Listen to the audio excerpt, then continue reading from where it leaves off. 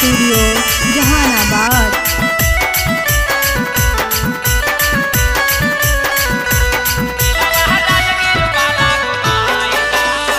मेलवा के आरी आरी लागल बा सिंगार भारी, पेन के लाला सारी बैठव राजा अपन गारी।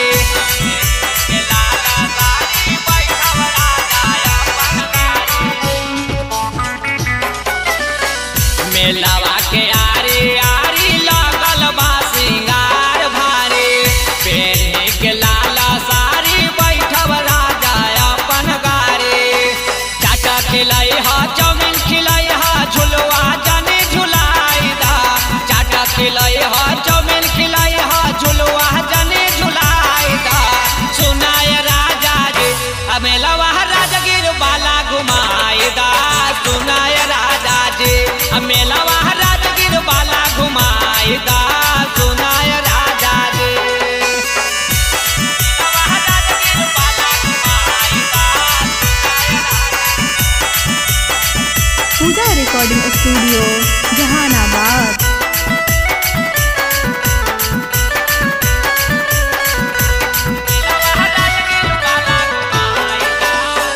5 साल पहला